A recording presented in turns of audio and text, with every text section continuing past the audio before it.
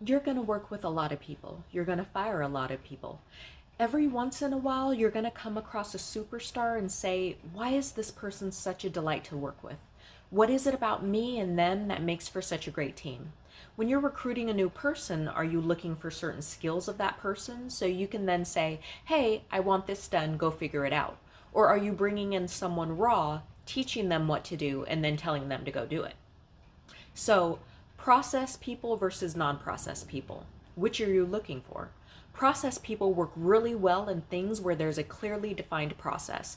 There's a manual, a decision, a flow chart. Process people, they tend to be really black and white. So when something happens that there's no process for, they freeze up.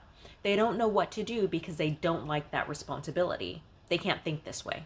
I used to be a process person until I joined the Army. As a 2-time combat veteran, I found out pretty quickly that there's no manual for a lot of different situations. So, like I said, there's no playbook. And so, non process people, we see what's happening, assess the situation, and make decisions. So, hopefully, you like these types of people. The good news is, I'm also a worker bee, and I'm always a worker bee first.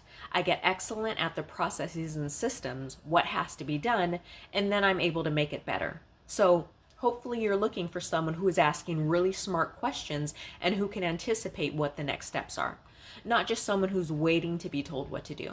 And I will ask a lot of questions because the reality is, I'm a fool. When I'm learning something new, I don't understand very complicated things. And so I ask a lot of questions so that I will understand it. So in a meeting, I'll ask, is this what you're saying? No, that's not what I'm saying. Well, then what are you saying? But I'm okay being the fool because the reality is once I get it to a point where I can understand it, I can get it so simple and so everyone can understand it and work with it. And there's a lot of value created when you do that. In having a conversation, we can discuss skills and my job history all day, but it won't help you figure out if I'm right for the role. If you ask someone in the interview process, what is your best quality and your best trait?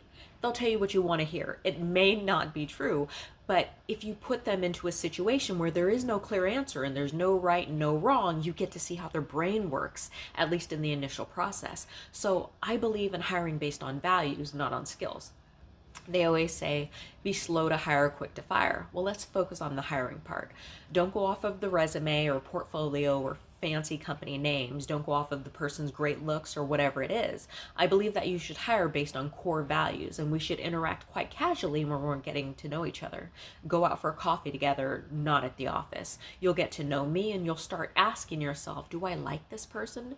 Do I want to spend time with this person? Could I see myself trusting this person?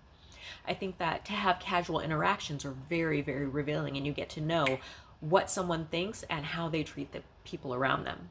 You know, whether you had planned it or not, you're going to find out really quickly exactly what that person is about. So focus on ethics and morality.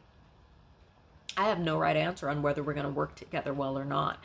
You're a smart person. Let's figure out a smarter way to do this. And I'm telling you, this way works beautifully. Hiring based on values, not on skills. You're going to get the right people.